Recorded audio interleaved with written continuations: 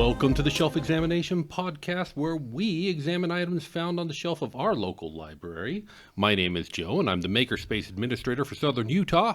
And I'm Sarah, and I'm the Reference Librarian here at Hurricane Branch, Utah, and a guru of all things geeky. Which makes her perfect for this next episode in our Kaiju review, where we are talking about the Godzilla movie All Monsters Attack from 1969. We are kissing up on the 70s. Yeah.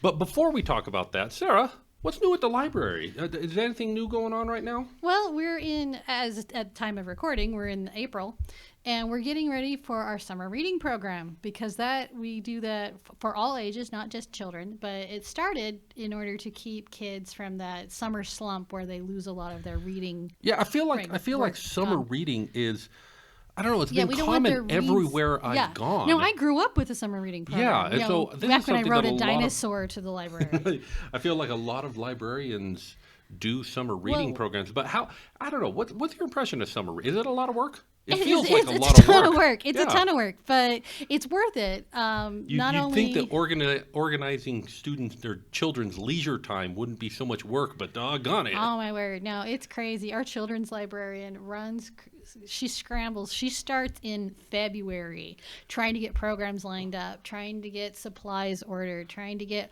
It's months of preparation. It is. And then the execution is like that scene in Avengers Endgame when they're all just lining up shoulder to shoulder. Like we've got months of work just ready to go, waiting for the kids to come in the door. Oh, my word. It's insane. I mean, and being libraries, we don't have big budgets. No. So a lot of our prizes for these kids are donated from local businesses. And some of those donations are...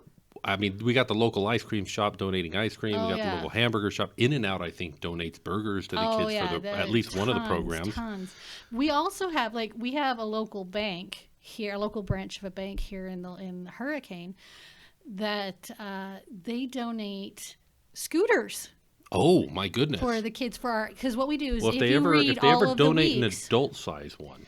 Well, last year they donated an e-scooter. Ooh. An electric scooter. I've always thought it would be fun to have one of those and just scoot around at fairs and conventions. And then I kind of stopped going to fairs and conventions because I ran out of money, Money? What's that? Yeah, exactly. But we haven't known each other for very long. We all work really hard. Our teen librarian she's trying to come up with things that will interest. And the theme this year is Color Our World. It's the national theme. Yes. And so it's all art-based.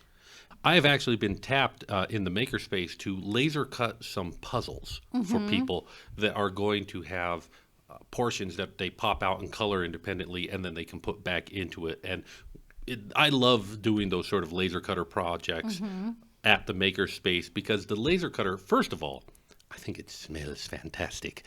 But you can't see my weird face. It's wood. I'm pulling a weird. Oh, okay, wood. The wood. I thought you meant like plastic. No, don't. No, the plastic does not smell fantastic, but we're burning 3mm plywood. Okay, that's better. And it smells like a campfire. It smells wonderful and delicious. But also it allows for such levels of detail and creativity, and it's so you can't really do with a burn knife unless you're really good at a burn knife. Well, that's the thing. Have you ever seen a video of somebody who's really good at their job, just moving with this incredible precision like a machine? Well, this is a machine. This is a machine that does it, so you don't have to be incredibly good at it. And so there is something about looking at something moving incredibly precise and quickly that is just mesmerizing. So I love the laser cutter. Well, we do the last year, and it was so successful, we're doing it again this year. We're doing a Super Smash Brothers tournament and a Mario Kart tournament. We've got a couple of donated Wiis, right? Yep. Yeah. Yep. And then, and all the games were donated for people who just aren't using them anymore, or they just want to do a nice donation to the library. But we use our 3D printers in our makerspaces to print our trophies. Yes, and the people they turned out so cute. They smooth them out. They really finish them well. Yeah. It's beautiful. You guys, I love putting these. We are way off topic here, spending a lot of time. I feel like we are. But there are lots of things at your library you can do. Absolutely. But what I was going to say, first of all, is I think that we're trying to avoid talking about this movie a No, little bit. we're not. But one of our branches does have a recording studio. So if you Yes. got like one of those big inflatable Godzilla costumes, you too can make your own Godzilla movie. That's true. We got a green screen room. Although hopefully Godzilla's Brown. costume is not Usually green. the Godzilla costumes are brown and Yeah, blue. and it's enough of if you light it well enough, you can Mm-hmm. chroma key out the green. But they've got a really nice camera with a teleprompter. I know, I put it in recording. there. Yeah, yes, that's what you do. That's what I do. But they don't know that. Yeah.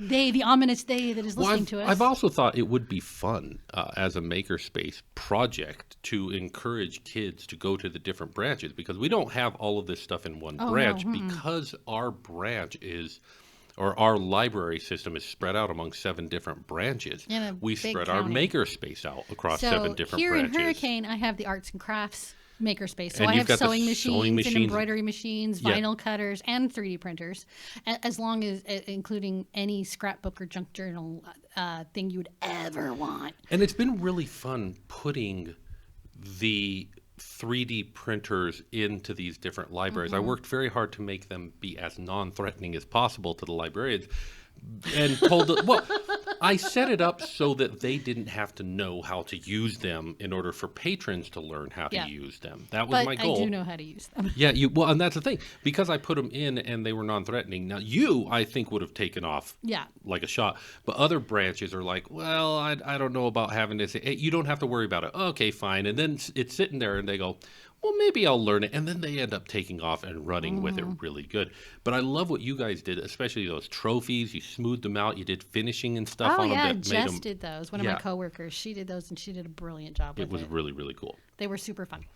But so there's lots of things at the library. We have telescopes, we have GoPro cameras, we have Kindles, we have all sorts of things, not just books. And, and we have movies. From Let's- our shelf examination. Let's talk about today's movie. Today's movie is All Monsters Attack. Is that right? Yeah, Yes. All Monsters Attack. I This- keep on having to go back to it because there was a movie before this called Destroy All Monsters. And So there are unfortunately, we two- don't have that one. No, we don't have that one in our collection, which is more the shame of it, because as I understand, that one was supposed to be the last Godzilla movie. It was supposed to be the last Godzilla movie. And then this one, the production of it was, 'Cause we want a originally- kids movie, and doggone if that's not what they got. well, originally, they'd made a deal. Toyo made a deal with Funimation or Filmation. Right. Filmation, which was an early animation. Made a lot of cartoons. I'm trying Yes. to, like, we saw them on He-Man. Oh yeah, they did those. Immediately, the sound of that. Yep. Bing! Yep, that's them. Yeah. They also did the Star Trek cartoon. Oh, that's right. So they were really good about doing, the only thing that's actually animated are the mouths. Well, it's like Hanna-Barbera. Yeah. Well, and let's be fair. Japan was doing enough of this. If you Oh, yeah, watch they were any cranking it out. Dragon Ball Z, they have like Well, full that's Toei. seasons animated with 24 frames. So That's Toei animation, yeah. but yes. But especially the Cell Saga just about broke me. yeah, Cell Saga. Yeah.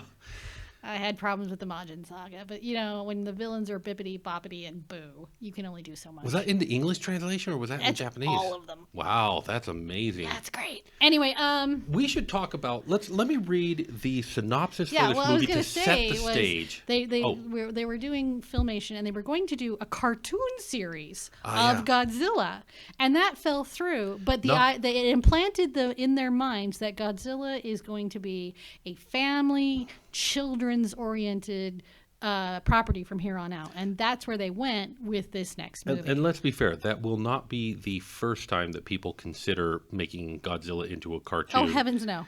And I'm not sure I would even say it would be the worst time that we pulled it off, or that they tried doing it. No. Mm-mm. But let's read the synopsis for All Monsters Attack. A latchkey child, whose name is Kenchi. Yeah, Kenchi. Is living in the industrial city of Kawasaki. Kawasaki. Not to Confronts be confused with the motorcycles. maybe that's where the motorcycles come from. I don't know.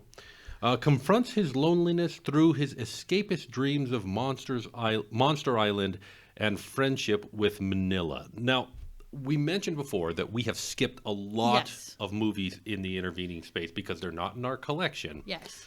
And a lot of these movies included the introduction of new monsters and the introduction of Monster Island. Yep. As we have tamed all the monsters. And they now all live on one island. And they now all live on one island, which seems like a tenuous idea to me. I'm sorry, it sounds like Jurassic Park. Exactly. I don't see how this couldn't go wrong. But nevertheless, it doesn't go wrong in this particular movie. Because we never actually go to the island. Because we never actually go to the island. Yeah, it's all just a dream. It's we all just also want to fantasy. skip a few because the Kaiju review would be never ending. I will say I was worried that this was going to be a bit like skipping from Iron Man 2 to Avengers Assemble. Which would be really awful. I don't know. I mean, I've never done it. I hope that Avengers Assemble has enough going on. The first Avengers movie. Was it not called Avengers? No, it's just called Avengers. See, Queen of all things geeky. I thought it was called Avengers Assemble. No, That's Avengers Assemble is a cartoon That's series. Right, they did make maybe that's what I'm getting confused with. So it would be like jumping from Iron Man 2 to Avengers. Like I'd be going, wait a second. Okay, now we've got Thor and we've got Black Widow and we've got the Hulk. Where are all these people coming from? Captain America. Wasn't he in the 40s? How did he get here? Yeah, exactly. And I kind of felt like that. Like I say, I didn't know what the heck are we talking about? Manila? Monster Island. Yeah, and Monster who's Island? And my goodness. Okay, Manila. Let's talk about Manila. So describe for me Manila. I can't describe Manila to you. It's like it's a mishmash. There was such mishmash of different monster ideas in Manila. Yeah. Well, it's to me Manila was the Godzilla Ewok. Yes. That is the perfect way to describe it. Okay. And all of a sudden I understood why people hated the Ewoks. Because I was like looking at and I was like, okay, it's like he's like got Godzilla, only larval form, but not. Yeah. And he's got big cute eyes. Yeah. And in this movie, and I don't think that this is the way it's supposed to work. There was a scale problem. Yeah. It's like they tried to take Godzilla and make him a squishable. Yes.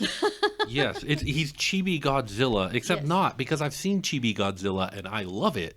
He's not. He's more super deformed. Yeah. Squishable smush. He's like Godzilla had a child with the 150-foot woman, and this is what came out because it's half human looking. I'm horrified at that thought, but you're not wrong. Yeah, no. I'm horrified at this thought, but you're not wrong. Yeah. Blah. So Blah. Manila just doesn't rub me the right way. But more than that, like Manila one thing that I do love about Manila is that keeping in mind that the people in the suits are human sized. Yes. Manila's played by a midget. Yeah. There's a midget inside that suit. Someone and when he dwarfism, stands next to the human kid, he's eye to eye with the human kid. But that's the thing. He's supposed to be huge. He's still huge. He's still, half of Godzilla's height is still 20 stories tall. Yeah, the point, it's like John Rhys Davies saving Lord of the Rings $1 bazillion because originally they were supposed to have the human scaled, and then they were going to film the hobbits at another scale and film and Gimli forced perspective and all that stuff. Film Gimli at another scale, but they've realized that John Rhys Davies is the exact perfect scale to all the actors who were playing the hobbits. Yes. So they didn't have to do it three times; they just had to do it twice. So unfortunately, while it worked great because he is the same size as a kid, he's supposed to be scaled to the full-size Godzillas, not to the human kid. Yeah, and they did again. Let's go back. This kid is a Latchkey kid. Yeah. Let's describe for our listeners who might not know what are Latchkey kids. Latchkey kids. They're kids who usually their parents are both working or they're a child of a single parent who is working. So you're called latchkey because you come home and you pull the key off your necklace and that's the key to get into the house. So there's no one home waiting for you. You take care of yourself. You get your homework done. You get a snack, do some chores. You're pretty self-reliant. Were you a latchkey kid? I sure was. So was I. I'd come very prevalent home in the 80s. I'd get myself to school. I'd watch Inspector Gadget before heading out. And then I'd come home and I don't know if there were cartoons, Tom and Jerry at home. When I was a little bit older, that's when they started doing Disney Afternoon. Or Gargoyles and stuff like that's that. Disney Afternoon. Yeah. And so I love Gargoyles. I own it on DVD. Gargoyles is fantastic. Darkwing Duck, Batman the animated series. Yes, the original DuckTales. Yeah. So Yeah, I was a latchkey kid. You were a latchkey kid. This kid is also a latchkey kid. Apparently, in 1969, it was a huge thing in Japan. It And really was. I like that they made this movie for latchkey kids. Yeah. They didn't demonize the idea of latchkey kids. No, they just accepted that this is a part of society. And we need to give these kids tools to, they saw their role as entertainers, but also as educators. Acceptors and educators. Yeah, they Well, it's recognized like that this in the show was going 80s. to raise the Yeah. kids, and so what did they Yeah. give them a message about? You're Self-reliance okay. and Yeah. strength. Well, and it's like things in the that. 80s in American television, you have the Brat Pack movies where Yes. they're always latchkey kids. Yep. You have a lot of the Charles in Charge, where you have a kid, a young man who has become the nanny of these kids because Right. mom and dad are constantly working and they want someone there. Yeah, and I mean that was a slightly different situation because they were affluent. They were affluent, but at the same point, both parents are still working. Yeah, and it's been a situation in society. I will say, my children are not latchkey kids. We've worked very hard to have that nuclear ideal, but it's not been easy. No. And for sure, our life would be a lot easier if See, my daughter was kind of a latchkey kid Mm-hmm. in the way that my husband has a humongous family and they all live in the area. so you had a lot of family So support. she would go stay, play with her cousins until we got off work. Yeah. But it was basically going to a babysitter Sure. until she was old enough. And then she was like, forget that. I'm going to go home, do my homework and read or draw or whatever it was she was going to do. Yeah, I learned to love alone time. Oh, man, it was great. Yeah. Especially if my brothers weren't anywhere around. So I feel like we could have a whole discussion about, are latchkey kids a good or a bad thing? But that's not what this is about. Well, and this movie not only isn't about that, it takes it at face value. Yeah. And at the end of the movie, the kid, He solves his own problem. he solves his own problem. He actually ends up fighting off bad guys who end up kidnapping him. Yeah, and he has bullies. He has to deal with the idea the of bullies. And he manages to do that. And again, all by himself, because this is all in a dream sequence. Well, and all of this also- monster stuff. all the monster stuff is all in dream sequences. So he basically Everything teaches it himself. to himself? Yeah, it's his subconscious saying you can handle this. Too. Yeah. Don't Yeah. let your brain get in the way. But it's also it's during this point in time in Japanese history where they were encouraged to only have one child. So he is an only child. He's got a friend his age who's Yes. a girl. Yes. We don't see much of her. You She's don't. there at the beginning, but then, the bullies show up, and then he dreams about going to Monster Island, and then he gets kidnapped by the bad guys. But then at the end of the movie, he's sitting there talking with his mom, and his mom is like, hey, I'm sorry, I had to stay late. We're not going to let this happen again. And what's he say to her? He says, no, It's it's okay. fine. I got it. I've grown up. I can handle this myself. I took care of my own problems. It's Yeah. all right. Yeah, I mean, It was inspiring. It was great, and the fact that not only because he goes home and he has his dream sequence. Yeah. And it literally does that a couple of times. I was just like Wayne's World. Anyway, but he has his first dream sequence, and then he goes out of sight again because he's taking care he's of got what he life needs to do, He's got things he wants to do. So he goes out and he finds this abandoned warehouse. Kids are kids, so he's going to go check it out. And he's finding all kinds of cool And he's stuff. finding a lot of cool things. And I don't know why he's so excited about vacuum tubes, but he liked the vacuum tubes. He sure did. Maybe he's going to build his own robot. I don't know, because these are kids. But he finds it's a driver's license. Yes, But one of not- the bad guys dropped their wallet. Yeah, he wasn't exactly sure what it was because those are still pretty new in Japan. Or were they? Yeah, the idea of having a mass-produced driver's license and not just something written out and given out at the time. Interesting. You should have seen the British driver's license in the late 80s, early 90s. They're a full paper. How do you know this? This is fascinating, and I do not know. I'm just listening now. Give me some information here. They're full. Yeah, the ones from Great Britain were full sheets of paper that you had to fold up and put in your wallet. So this is kind of a new concept to him. And mass transit is so much bigger Yeah. in Japan than it is here. That Yeah. not everybody had a driver's license, so he probably just never seen one before. That's true for any big city. Any time that you get a bunch of people crammed in, it's usually better just to take the bus and the train. But that's what they're there for. In America, even in our big cities in America, more people drive than in big cities anywhere else. That is true because a lot of people live outside the big cities. Yeah, there's a lot of commuters, which doesn't happen a lot other places. Anyway, so he picks up. He thinks it's some like secret agent badge or something. And so he picks that up and takes it with him. And it actually, there are a couple, I don't remember what kind of robbers they were. They were just kind of your generic bad guy Honestly, robbers. I don't, to my memory, I don't think they were they didn't specify bank robbers. Well, they had 50 million yen or something like that fits in a bag about this size. I was like, those better be in really big denomination bills. Must have been, well. Well, and also think about 50 million yen is no, you got to chop 2 zeros off to bringing it into the numbers American that we understand. But still, they have their bills. They can have bills that have much bigger denominations than America does. Anyway, so they have stolen this money from somewhere. We don't know exactly where. And they were hiding. I don't remember if they said exactly where. They might have been bank robbers, for all we know. I don't know.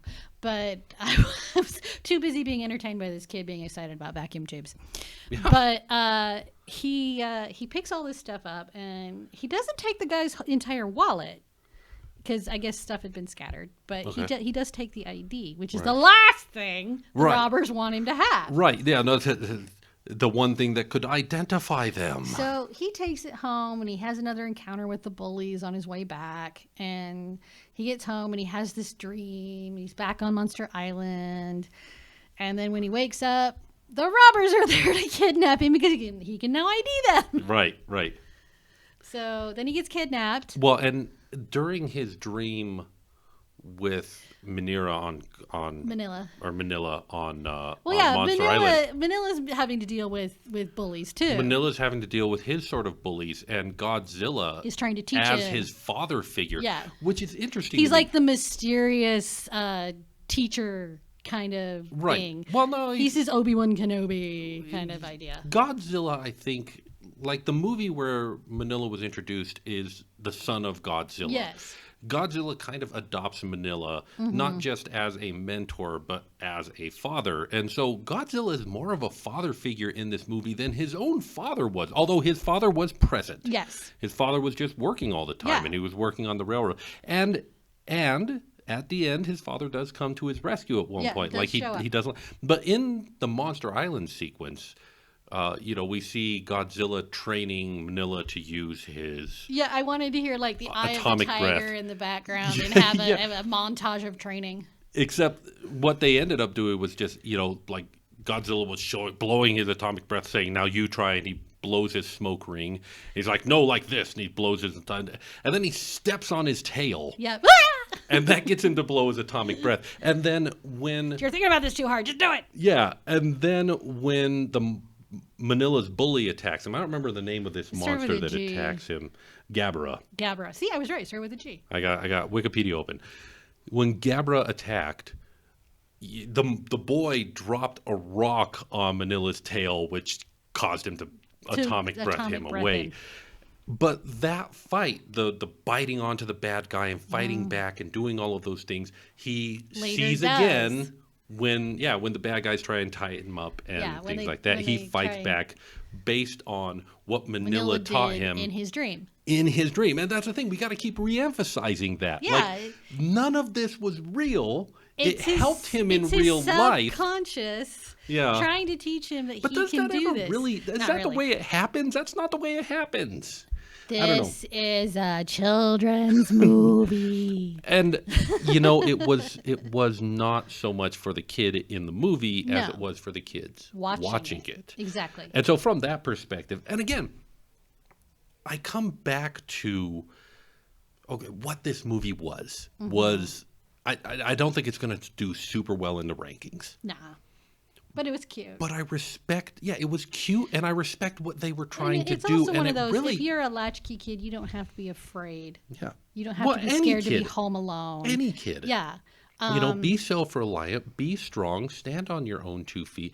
There were a lot of things about this movie that despite the fact that it's not going to be super high in the ranking, it still, I think, is going to hold a great warm message. place in my heart. It gave you warm fuzzies, even if you were a bunch of monsters fighting each other in the kids' dreams. Yes. And now I will say, It let you know he grew up watching Godzilla movies. despite the fact that the movie was called All Monsters Attack, there were not a lot of all monsters attacking. There was no Mothra or Ghidorah. No, their Gabra attack. They did have they had a bird fly in at one point. Yes. And then they had jets fly in. Yeah, the bird wasn't even like, it was like, it's not even Rodan. As I understand it, they were reusing a lot of footage from those movies that we skipped. Oh, that's... So if we had watched those movies, we might have recognized, oh, wait, that was from that movie. That was from that movie. Okay. I think that the giant mantas that they were fighting at the beginning. I remember seeing in an old movie. Yeah, somewhere. I think that they were also reused from a previous movie. But yeah, I saw the bird. I'm like, why didn't they just use Rodan? Yeah, I don't know.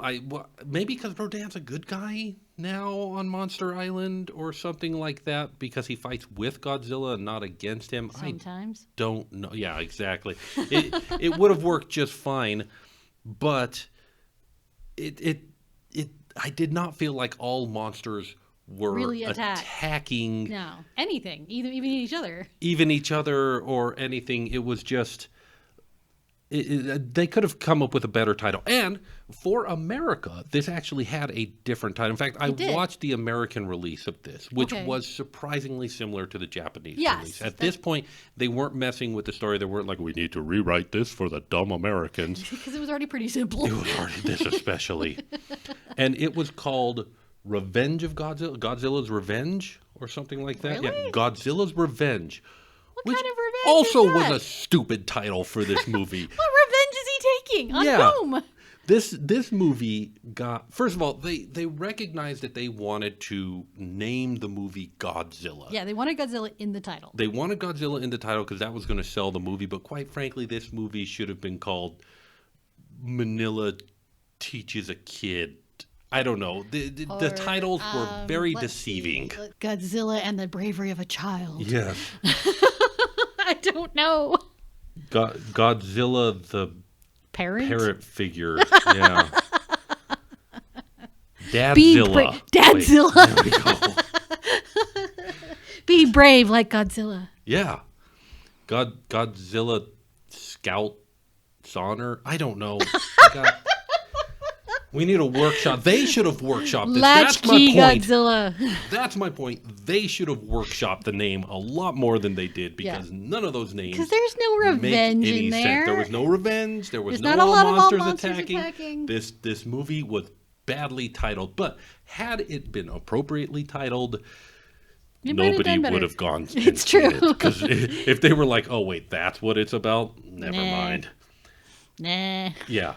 It wasn't bad. Let's talk No. about it. Let's put it on the ranking. It ranked really well on the warm fuzzies. Yes. But the special effects were just reused. A lot, reused suits, reused animation. Literally reused footage. Yeah. And I will say that the footage, for not knowing which movie what parts were from, I couldn't have told you which movies they were reused from, or I couldn't have told you which ones were reused. But the people who were familiar with the franchise would have been like, that's from this, that's the thing. From this. I feel like if we were watching every single one of these in an exhaustive review, this movie would have been absolutely buried in our rankings. Review of it. Because it's reusing all this stuff movie. from everything. And I can see why people hate this movie. Yeah. But being as we skip from Iron Man 2 straight to this one, I hate it less. It's almost Iron Man 2 to Age of Ultron. We've missed the whole assembles. So let's review the list. Basically, our lists similar. now very They're similar.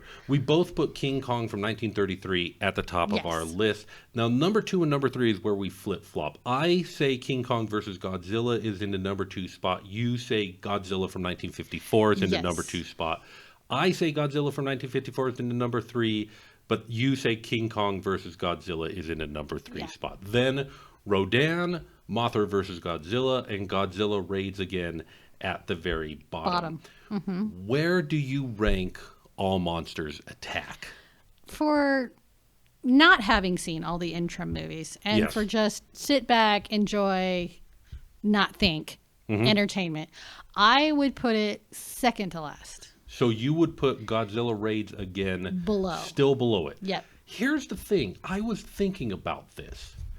And Godzilla Raids Again had the love story that they did the flop on us at the end. That was and weird. ended up killing, what was his name? The guy named after the Star Trek maneuver. Kobayashi Maru. Kobayashi. They killed Kobayashi. Here's the thing. At the time, I was like upset at the flop, but in the interim, I kind of love Kobayashi, and I'm sorry that he died. Like this movie, That's not enough for me. This movie is getting a more emotional reaction from me That's not enough for me. than I rather vote for All Monsters Attack. I would rather vote for a kid who stands up to his bullies and helps, and his dad comes in and shows to be part of a. Maybe I'm just I'm for the warm fuzzies. You are like I am. I want to be clear. This is so close. I could flip flop these two and be in line with you on these ones. That's fine. Really, really easily because you're right. This movie. And again, it's from the standpoint of we haven't watched the interim movies. Exactly. I'm trying to be unbiased. See it as we're seeing them out of order. Yeah, we're not seeing all the reused footage. Yeah, as reused footage. As reused footage. We're seeing it, but we're not seeing it as reused footage. We hit it all new. I'm going to put this at the bottom of the list. That's fair. But not because I don't like it. No. And at this point, I didn't hate Godzilla Raids Again. I do kind of But wish. I didn't like it. I do kind of wish that I could reshuffle the list. And I mean, I suppose I could, but I'm not it's going your list. because I want to move Rodan down. Rodan, like we said, Rodan had that one amazing cool factor scene. And the movies below it don't have that one scene. And that is why I'm keeping Rodan where it is. But emotionally and over time, my emotions are changing. Rodan doesn't have that emotional pull for me. It's not keeping it in my heart the way that these other movies are. But you can move it down as you're exposed to more diversity in the kaiju realms. Well, let's let's also keep in mind that as we said at the time, Rodan was two different movies mashed together, and the first half was not very high. No, it was terrible. And so I'm going to reshuffle it. Rodan's going to the bottom of the list. Okay. And that way, All Monsters Attack isn't on the bottom of the list. And I still think I would. Where do I have Rodan? You have Rodan sitting in number 5 after King Kong versus Godzilla. But again, what's it ahead of? It's ahead of Mothra versus Godzilla, All Monsters Attack, and Godzilla Raids Again. Do you want to reshuffle it? I actually I think I prefer it to. I mean, I prefer Mothra over Rodan. Yeah. Okay. We'll flip flop those two. So flip those for me. Now our lists are those starting to diverge. Now, what I think is interesting is that today's movie, All Monsters Attack. You talked about diversity in the kaiju movies, in the kaiju realms, and yeah, this movie is about as far. Oh, it's totally from the different. Mothers grabbing her children and saying, "We're going to be joining Daddy soon," from the original Godzilla movie as you could possibly get. Oh my gosh! Right? It's like you've been watching Gundam and suddenly you have a Pokemon episode. Yes, yes, it is that level. These two movies, if they were watched back to back, would cause literal whiplash. It's like, wait, what? Yes. First he's the nuclear bomb, and now he's Dadzilla? Yeah, exactly. And so I guess the question that I'm having is, because as I'm making this list, I'm essentially kind of trying to quantify what makes a good kaiju movie. Mine is, was I entertained and could I get past my sense of disbelief? Sure. Okay, that's a fair thing. I guess I'm looking at it like, is it necessary that they be pure popcorn fluff? No. Or should they have some deeper meaning? Some or story. Should they stick with me a little bit? Or should they have that one moment? Or should I don't know. This movie has thrown me into such disarray. Tailspin! Yes. Which is also a Disney cartoon. Which is also a great series. Since we were talking about Disney Afternoon earlier. Yeah. I feel like maybe I'm happy that this movie is so low on my list, because what I'm essentially saying by that is that this All Monsters Attack was too much. I can see that. It Okay. was too I childish. I wouldn't rate it. I wouldn't rate it above Mothra. I wouldn't rate No. it above. It didn't. It entertained me, and I could, suspend my disbelief more in this one because it was dreams. Yes. But yeah, so I liked it better than Raids Again, where you actually have monsters that it's not just random Ankylosaurus. But Although I can't rate it even very high after that. I did notice that in this movie that Ankylosaurus, I can't remember his name, Anky or whatever, was still there. That creature, which showed up in the second Godzilla movie, has persisted, and his costume's gotten much better. Yes, his costume did improve, because I remember going, "Hey, there he is." Yeah. But he didn't do anything. He was just didn't there. do anything, but it's interesting to me that he is still a staple of the series, and it's also interesting to me that How much you want to bet it was just a creature guy who's like, "I bet I could make that better." Yeah, definitely. Well, I wonder if in some of the movies that we haven't seen that he did play a bigger role. It's possible. And as such, but this represents, is Godzilla the longest continuous cinematic universe? Does it beat out, let's see, so the first one was from 1954 and we are now in 1969. I don't know. I think maybe Doctor Who could beat it out. Doctor Who is not a cinematic universe; it's TV. television universe. It's a much different proposition. I when don't know. you're What making- about Superman? Would any of the superhero ones Well, last how longer? long has the Marvel Cinematic Universe been going? Oh, the on? MCU, not that long. But they have 15 years. 15 years of movies in a continuous spectrum, all in the same shared universe. And I do believe You can look it up and see which cinematic universe. I mean, and it could be like Dracula. Dracula has so many. but are they all in the movies. same universe? Well, the old ones were. Interesting. I've never even heard of who played Dracula in those movies. Sometimes it was Christopher Lee. Sometimes knew- Christopher Lee played Van Helsing. I knew that Christopher Lee played both Dracula and Van Helsing Which in was different wild. movies. Yeah. Well, it's a little bit like, and actually, let's move on, because what are we going to watch next? Now, what we should watch What next. we should watch. What we should watch next, according to what we have in our stacks, the next one should be Terror of Mechagodzilla, which I know that you're looking forward to. However, I did accidentally discover a gem that we have to go back and watch, that we have to search through, because King Kong Escapes exists. I want to see this.